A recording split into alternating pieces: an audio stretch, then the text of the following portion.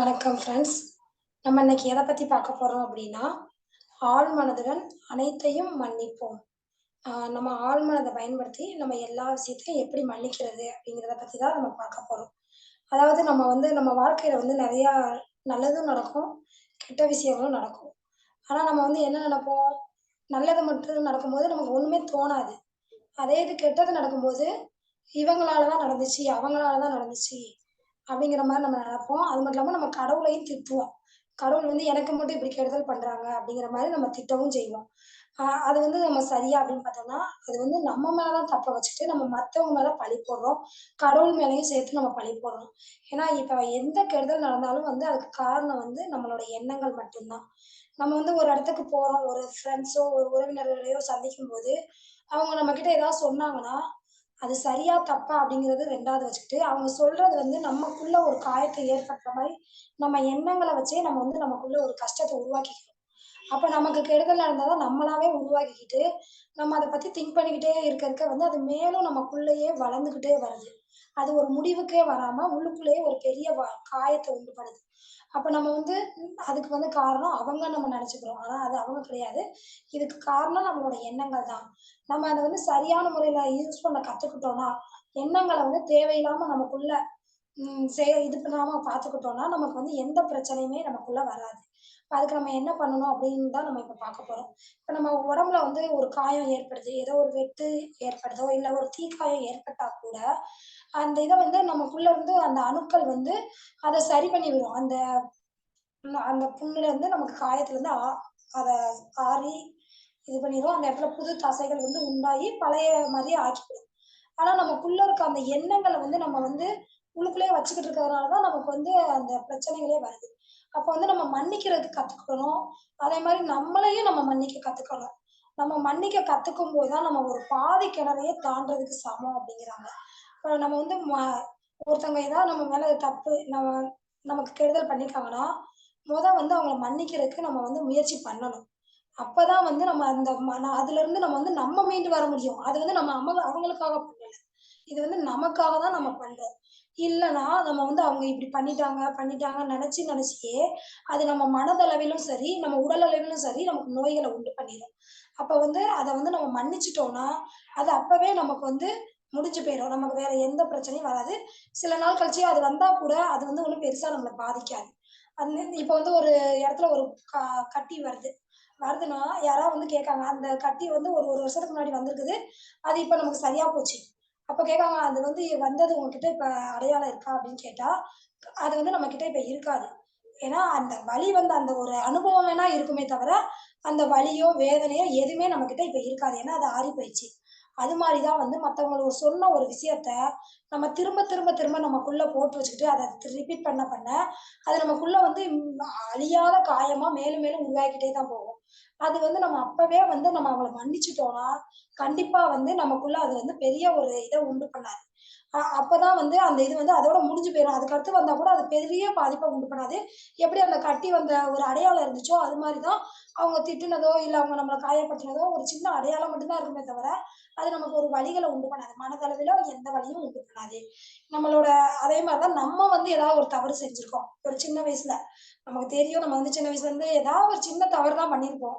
ஆனா அத கூட இப்ப வரைக்கும் கூட நம்ம மனசுல போட்டுட்டு நம்ம இப்படி பண்ணிட்டோமே, இத நம்ம தப்பு பண்ணிட்டோமேன்னு சொல்லி, சொல்லி, சொல்லி நமக்குள்ள நம்மளையே காயப்படுத்திக்கிட்டு இருப்போம். அதுக்கும் நம்ம என்ன பண்ணணும், நம்ம மன்னிக்க கத்துக்கணும். நம்ம மன்னிக்காம நம்மள மன்னிக்காம நம்ம வேற அந்த இத பத்தியே சிந்திச்சுக்கிட்டு இருந்தோம்னா, நமக்கு கஷ்டம் தான் நமக்கு உருவாகும். அப்ப நம்ம என்ன பண்ணணும் அப்டின்னா, அந்த தவறு தெரியாம தான் நம்ம பண்ணியிருக்கலாம். தெரிஞ்சு யாரும் பண்ணிக்க மாட்டோம். ஏன்னா, அந்த விழிப்புணர்வு நமக்கு இருக்காது. இதே இது இப்ப நமக்கு தியானம் பண்றோம், புக் படிக்கிறோம் அப்படிங்கும்போது நமக்கு நெறைய விழிப்புணர்வு இருக்கும்போது, நம்ம தவறுகள் பண்றது குறைஞ்சு போயிரும். அதனால தெரியாம பண்ணியிருக்கனால நம்மளையே நம்ம மன்னிச்சுக்கிட்டு, நம்ம அமைதி அடையறதுக்கு கத்துக்கிடணும். அப்ப நம்ம அமைதியாகி, ஒரு தியான நிலைக்கு போயி, நான் செஞ்ச தவறுக்கு என்னையே நான் மன்னிச்சுக்கிறேன் அப்படிங்கிற மாரி நம்ம நெனைக்கும்போது, அந்த வழியிலருந்து நம்மளால வெளிவர முடியும். அதுக்கு நம்மளோட உடல் உறுப்புகள்ல உள்ள அணுக்கள் பார்த்தோம்னா, 11 மாசத்துக்கு ஒருக்கா புதுப்பிக்குமாம். ஆனா, அத நம்ம என்ன பண்றோம்? ஏதோ ஒரு 10 வருஷத்துக்கு முன்னாடி பண்ண தப்ப வந்து நம்ம இப்பயும் கொண்டு போய் திரும்ப திரும்ப திங்க் பண்ணிக்கிட்டே இருக்கிறோம். மத்தவங்க செஞ்சதா இருந்தாலும் சரி, நம்ம செஞ்சதா இருந்தாலும் சரி, நம்ம அத திங்க் பண்ணும்போது தான், அது வந்து நமக்குள்ள இருந்து வெளிவந்து மறுபடியும் மறுபடியும் அது உருவாகுது. அதே இது நம்மளோட அணுக்கள் புதுப்பிக்கும்போது, நம்ம பழைய காயங்களா இருந்தாலும் சரி, பழைய தவறுகளா இருந்தாலும் சரி, மத்தவங்க நமக்கு செஞ்ச கெடுதலா இருந்தாலும் சரி, அத நம்ம மறக்க முடியும். அதனால நம்ம அத தெரியாம, திரும்ப திரும்ப அது உள்ள புதைஞ்சத வந்து நம்ம வெளிக்கொண்டு வந்து நம்மளையே நம்ம கஷ்டப்படுத்திக்கிட்டு, மத்தவங்க இப்படி பண்ணிட்டாங்கன்னா, அவங்களையும் பார்க்குறப்பலாம், இவங்களால தான் நடந்துச்சு அப்படின்னு நம்ம நெனச்சுக்கிட்டே நம்ம இருக்கிறோம். அப்ப அதெல்லாம் நம்ம மறக்கணும்னா, நம்ம அதிகமா தியானம் பண்ணும்போது, அந்த விழிப்புணர்வு வரும். நம்ம வந்து அதுலருந்து நம்ம கண்டிப்பா வெளிவரவும் முடியும். நம்மளோட எண்ணங்களும், நம்மளோட உணர்ச்சிகள் தான் வந்து நம்மளுக்கு எண்ணங்கள குடுக்குது. அந்த எண்ணங்கள் பின்னாடி போகுறது வந்து நம்ம மேல தான் தப்பு. நம்ம தான் அதுக்கான தலைவர்களே. அத விட்டுட்டு நம்ம மத்தவங்க மேல பழி போடுறத நம்ம நிறுத்திக்கணும். அதே மாரி திருவள்ளுவர் வந்து திருக்குறள்ல என்ன சொல்லியிருக்காரு அப்படின்னா, "இன்னார் செய்தாரை ஒறுத்தல் அவர் ஞான நன்மையும் செய்து விடல்" அப்படின்னு சொல்லியிருக்காங்க. அப்ப அது என்ன அர்த்தம்? ஏதாவது கெடுதல் நமக்கு செஞ்சிருந்தாங்கன்னா, அவங்க செஞ்சிருந்தாலும் பரவால்ல நம்ம விட்டுட்டு, அவங்களுக்கு நம்ம வந்து நல்லது செஞ்சிரணும் அப்படின்னு தான் சொல்றாரு. அந்த நல்லது அப்படிங்கிறத நம்ம வந்து மன்னிப்பா எடுத்துக்கலாம். நம்ம அவங்கள மன்னிச்சுட்டோம்னா, உண்மையிலே எந்த காயமும் நமக்குள்ள வரவே வராது. நமக்குள்ள இருக்கிற தவறையும் நம்ம வந்து மன்னிச்சு வாழ கத்துக்கிடும்போது, நமக்கு அது வந்து ஒரு பெரிய அளவுல நம்மள பாதிக்கவும் செய்யாது. அதே மாரி ஒரு எடுத்துக்காட்டுக்கு நம்ம சொல்லணும்னா, ஒருத்தவங்க வந்து ஒரு திருமணம் ஆகப்போது ஒரு பெண்ணுக்கு. அவங்க வந்து ஒரு தேவாலயத்துல இருக்கிறாங்க. அங்க வந்து மணமகன் வந்து வரவே இல்ல. மணமகன் வரலன்னோனே, அந்த இடத்துல என்ன ஆகுதுன்னா, திருமணம் நின்று போயிருது. அப்ப நின்ன உடனே அவங்க என்ன செய்றாங்க, ஒரு கொஞ்ச நேரம் 2 மணி நேரம் கழிச்சு அழுகுறாங்க. அதோட நிறுத்திக்கிட்டு, எது எனக்கு நடக்குதோ, அது எங்க இருவருக்குமே நன்மையாக முடியட்டும். இது வந்து கடவுளோட விதி நியதி அப்படின்னு சொல்லி அவங்க வந்து அத விட்டுட்டு அவங்க போயிர்றாங்க. அதாவது ஏத்துக்கிட்டாங்க. ஏத்துக்கிடும்போது என்ன ஆகுது, நம்ம மேல அதாவது 2 பேருக்குமே வந்து மன்னிப்பு கிடைச்சிருது. அவங்க ஏத்துக்கிட்டு வாழும்போது அதுல ஒரு அமைதி கிடைக்குது. அதே இது வேற ஏதாவது நம்ம வந்து அத ஏத்துக்காத போது என்ன ஆகுதுன்னா, நம்ம அந்த இத மனசுக்குள்ள போட்டு அழுத்தி ஒரு சூசைட் பண்ணிக்கிறதோ, இல்ல இதால வந்து ஏதோ ஒரு மனதளவிலயோ, உடல் அளவிலோ பாதிச்சுட்டு ஹாஸ்பிட்டல்ல தான் இருப்பாங்க. அதே அது அந்த இடத்துலயே நம்ம மன்னிச்சுட்டு, எது நடக்கோ அது வந்து எனக்கு விதிக்கப்பட்டது அப்படின்னு நம்ம வந்து ஏத்துக்கிடும்போது, அதுலருந்து நம்ம வந்து முழுசாவே நம்மளால தப்பிச்சு வெளிவர முடியும். அப்படின்னு சொல்லி சொல்றாங்க. அப்புறம் இந்த மன்னிப்ப பத்தி ஒரு சின்ன ஒரு கதை.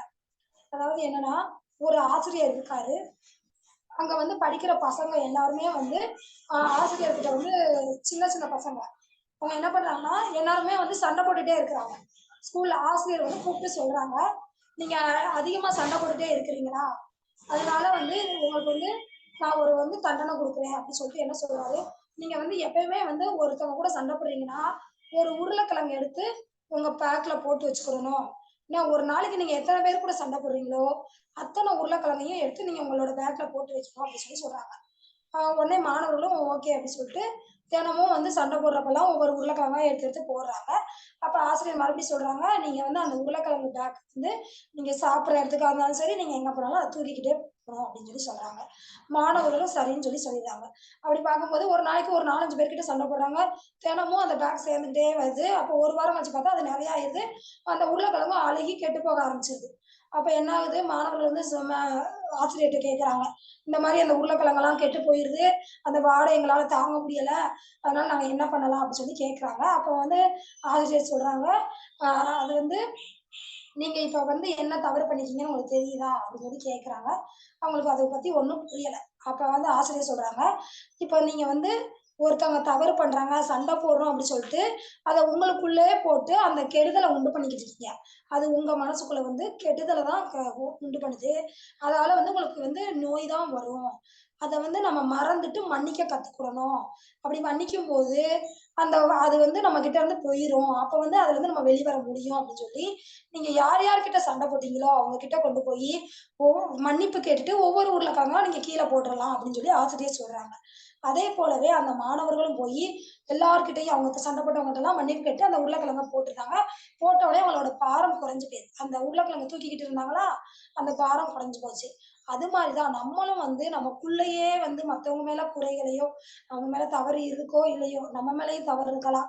நம்ம அத வந்து அவங்க மேல பழிய போட்டுக்கிட்டு, நம்ம தூக்கி சுமந்துக்கிட்டே அலையிறோம். அப்ப என்ன ஆகுது, நமக்குள்ள தான் வந்து அது கெடுதல உண்டு பண்ணி, நம்ம மனதளவுல கஷ்டப்பட வைக்குது. அப்ப நம்ம அத மறந்துட்டு அவங்க கிட்ட மன்னிப்பு. நம்ம கேட்டுட்டு நம்மளும் அவங்கள மன்னிக்கும்போது, நம்ம கண்டிப்பா அதுலருந்து வெளிவர முடியும். அந்த ஆசிரியர் சொன்ன மாரி, அது நம்ம அதாவது நம்ம லேசாயிரும். நம்ம மனம் வந்து லேசாயிரும். அதுக்காக நம்ம மன்னிப்பு கேட்கறதுக்கு வந்து இப்ப வந்து அது குழந்தைகள்னால ஆசிரியர் வந்து, "நீங்க நேரடியா போய் மன்னிப்பு கேளுங்கன்னு" சொல்றாங்க. அதே நம்மளால போய் நேரடியா மன்னிப்பு கேட்க முடியல அப்படின்னா, நம்ம ஆழ் மனத பயன்படுத்தி நம்ம எப்படி மன்னிப்பு கேட்கலாம் அப்படிங்கிறதுக்கு என்ன சொல்றாங்கன்னா, நம்ம ஒரு அமைதி நிலையில உட்கார்ந்து, நம்ம தியான நிலைக்கு வந்து, நம்மளோட மனதுல எந்த எண்ணங்கள் இல்லாதப்பவும், நம்ம வந்து யாருகிட்ட நம்ம தவறு செஞ்சோமோ, நம்மளால யார் பாதிச்சிருக்காங்களோ, இல்ல யாரால நம்ம பாதிப்படைஞ்சிருக்கோமோ, அவங்கள நெனச்சு, அவங்களுக்கு வந்து அன்பு, நல்லிணக்கம், அமைதி இதெல்லாம் வந்து அவங்களுக்கு நம்ம செலுத்துற மாரியும், அவங்க நமக்கு செலுத்துற மாரியும் நம்ம நெனச்சு, நம்ம மன்னிப்ப வந்து குடுக்கணும். அதுக்காக அவங்க வந்து நம்மள நேரடியா மன்னிக்கணும் அப்படின்னு நம்மகிட்ட வந்து பேசணும், நம்மகிட்ட அன்ப குடுக்கணும் அப்படிங்கிறது வந்து கட்டாயம் கிடையாது. ஆனா நம்ம வந்து அத குடுக்கலாம். நம்ம வந்து அவங்கள வந்து கண்டிஷன் பண்ண முடியாது அப்படிங்கிறதுனால, நம்ம வந்து அவங்களுக்கு குடுக்கலாம். அதனால நாங்க வந்து உங்கள மன்னிச்சுர்றேன். அதனால நீங்களும் என்ன மன்னிச்சுருங்க அப்படின்னு சொல்லி, நம்மளா வந்து நெனச்சுக்கலாம். நேரடியா கேட்க முடியாத பட்சத்துல. அப்படி நெனைக்கும்போது அவங்களுக்குள்ளயுமே வந்து அந்த மாற்றத்த வந்து உண்டு பண்ணும். நம்ம தியான சக்தி வந்து அவங்களுக்குள்ளேயும் மாற்றம் உண்டு பண்ணும். நமக்குள்ளேயும் வந்து அது மறைஞ்சு ஒரு அந்த வடுவுல இருந்து நம்மளால வெளிவர முடியும். நம்ம அதுக்கு உள்ளுக்குள்ளேயே வச்சிருக்கிறதுனால தானே நமக்கு அது கஷ்டத்த உண்டு பண்ணுது. அதனால நமக்கு அடுத்த தடவ அது வந்து நமக்குள்ள இருந்து வெளி வரும்போது பார்த்தோம்னா, அது ஒரு பெரிய பாதிப்ப வந்து நமக்கு உண்டு பண்ணாது. அ ரொம்ப லேசா போயிரும். இல்லன்னு வச்சுக்கோங்க, அத வச்சு நம்ம ஐயோ! இப்படி நடந்துச்சே! இப்படி சொல்லிட்டாங்களே! இதால எனக்கு இவ்வளோ கஷ்டம் வந்துச்சே! அப்படி சொல்லி, சொல்லி, சொல்லி நமக்கு மேலும், மேலும், மேலும் தான் நமக்கு கஷ்டம் வரும். அதனால நம்ம வந்து எப்பயுமே அந்த ஆழ் மனத பயன்படுத்தி எல்லா விஷயத்துலருந்தும் மன்னிப்ப இது பண்ணிட்டோம்னா, கண்டிப்பா நம்மளும் வந்து அதுலருந்து வெளிவர முடியும். மத்தவங்களோட விஷயத்துலருந்து நம்மளும் மீண்டு வந்து அவங்களுக்கும் சுதந்திரமா நம்ம இருக்க முடியும். அவங்ககிட்ட இருந்து சுதந்திரம் வந்து நம்ம கிட்ட இருந்து அவங்களுக்கும் சுதந்திரத்த குடுக்க முடியும். இல்லன்னா நம்ம இறுக்கமான மனநிலையிலே தான் வாழ முடியும். அப்புறம் வந்து நம்ம தலையில உள்ள முள் கிரீடத்த வந்து நம்ம அந்த கீழ இறக்கி வச்சா தான், கடவுளோட கிரீடம் வந்து நம்ம தலையில வந்து வைக்க முடியும். அப்படிங்கிற மாரி நம்ம நெனச்சுக்கிறணும். இல்லன்னா, நம்மளோட ஆணவம்ங்கிற அந்த முள் வந்து நம்மள கிட்ட இருந்ததுன்னா, ரொம்ப நம்ம வந்து எப்பயுமே கஷ்டத்திலே தான் இருக்க முடியும். நம்ம சுதந்திரமா இருக்க முடியாது. அடுத்தவங்கள உள்ளுக்குள்ள நம்ம வச்சுக்கிட்டே இருக்கும்போது. அதனால எப்பயுமே வந்து நம்ம மன்னிக்கிறதுக்கு வந்து கத்துக்கிடணும். நம்ம அமைதிய மட்டும் தான் ஆ அமைதி, அன்பு, நல்லிணக்கத்த மட்டும் தான் மத்தவங்களுக்கு குடுக்கணும். அப்படி யாரும் நம்ம கஷ்டத்த ஏற்படுத்தியிருந்தா கூட நம்ம மன்னிச்சு விட்டுட்டு, நம்மளும் சுதந்திரமாயிக்கணும். அவங்களையும் நம்ம சுதந்திரமா வச்சிரணும். திருக்குறள் இன்னொரு திருவள்ளுவர் வந்து இன்னொரு குறள்ல கூட என்ன சொல்லியிருக்காங்கன்னா, "ஒறுத்தார்க்கு ஒரு நாளை இன்பம், பொறுத்தார்க்கு பொன்னும் துணையும் புகழ்." அப்ப தீங்கு செய்தவங்கள வந்து துன்புறுத்துனா வந்து நமக்கு அன்னைக்கு ஒரு நாள் மட்டும் தான் நமக்கு இன்பம் கிடைக்கும். அதே இது பொறுத்துக்கிட்டவங்களுக்கு வந்து எப்பயுமே இந்த உலகம் அழியிற வரைக்கும் புகழ் உண்டு அப்படிங்கிற மாரி சொல்லியிருக்காங்க. நம்ம அதனால எப்பயுமே வந்து தீமை செய்றாங்கன்னு சொல்லி, நம்ம வந்து அவங்கள பத்தி க உள்ளுக்குள்ள மனசுக்குள்ள போட்டுக்கிட்டு கஷ்டத்தையே உண்டு பண்ணாம, அத பொறுத்துக்கிடணும் அப்படின்னு திருவள்ளுவரே சொல்லியிருக்காங்க. பொறுத்துக்கிறது அப்படிங்கிறத வந்து நம்ம மன்னிப்பா எடுத்துக்கிடலாம். நம்ம அவங்கள மன்னிச்சுட்டோம்னா, அந்த காயம் வந்து நம்ம மனசுல ரொம்ப கஷ்டத்த உண்டு பண்ணாது. அப்படிங்கிறத நம்ம புரிஞ்சுக்கணும். அதுக்கப்புறம் நம்ம இப்ப இதுவரைக்கும் நம்ம என்ன பார்த்தோம் அப்படிங்கிறத நம்ம பார்த்துக்கலாம். ஆ நம்மளோட வாழ்க்கையில வந்து எது நடக்குதோ அத நம்ம ஏத்துக்கிடணும். அதுக்கடுத்து நம்ம வந்து மத்தவங்க மேல குறை சொல்றதோ, கடவுள் மேல பழி போடுறதோ அப்படி இருக்கக்கூடாது. அப்படி இருக்கும்போது நமக்கு வந்து அது நமக்கு தான் கஷ்டத்த குடுக்கும். அது மாரி ஆ நம்ம வந்து ஒரு கதை மூலமா நம்ம தெரிஞ்சுக்கிட்டோம். நம்ம வந்து மன்னிப்ப வந்து மத்தவங்களுக்கும் குடுக்கணும். நம்மளும் வந்து மன்னிச்சிரணும். இல்லன்னா நம்ம வந்து அந்த அழுகுன உருளைக்கிழங்கு எப்படி தூக்கி சுமந்துக்கிட்டு இருக்கோமோ, அது மாரி தான் நம்ம மனசுக்குள்ளேயும் தேவையில்லாத கஷ்டங்கள நம்ம தூக்கி சுமந்துக்கிட்டு இருக்கோம். அதால நம்ம உடல் அளவிலும் சரி, மனதளவிலும் சரி நமக்கு நோய்கள் தான் உண்டாகும். அதுக்கப்புறம் திருவள்ளுவர் சொன்ன மாரி நம்ம வந்து ஒண்ணு நம்ம வந்து ஒருத்தவங்களுக்கு வந்து ஆ "இன்னா செய்தாரே ஒருத்தல் அவர் நாண நன்மையும் செய்து விடல்" அப்படின்னு சொல்லியிருக்காங்க. நம்ம வந்து கஷ்டம் நமக்கு செஞ்சவங்கள வந்து மன்னிக்கணும். அப்படி அப்படி செய்யறதா இருந்தா நம்ம நல்லத செஞ்சிரணும் அவங்களுக்கு. கெட்டது வந்து நம்ம செய்யக்கூடாது. அதுக்கப்புறம் நம்ம வந்து அந்த ஆணவம்ங்கிற முள் கிரீடத்த கீழ இறக்கி வச்சா தான், கடவுளோட கிரீடம் நம்ம தலைக்கு வரும் அப்படிங்கிறத சொல்லியிருக்காங்க. அது மாரி நம்ம எல்லா விஷயங்கள்லயுமே வந்து நம்ம வந்து அடுத்தவங்க மேல பழி போடுறத நிறுத்திட்டு, நமக்குள்ள இருக்க ஆணவத்த வந்து நம்ம குறைச்சுக்கிடணும். நம்ம நல்ல விஷயங்களுக்காக நம்ம வந்து மன்னிச்சு இருக்கும்போது நம்மளும் சுதந்திரமா இருக்கலாம். மத்தவங்களும் சுதந்திரமா நம்ம விட்டுட்டு, நம்மளோட வாழ்க்கைய அமைதியோடையும், அன்போடையும், நல்லிணக்கத்தோடயும் நம்மளால வாழ முடியும். நான் இதோட முடிச்சுக்கிறேன் ஃபிரெண்ட்ஸ். நன்றி. எனக்கு இந்த வாய்ப்பை கொடுத்த global Buddhas meditation school of meditation sir டீமுக்கு நான் நன்றியை தெரிவித்துக் கொள்கிறேன். நன்றி.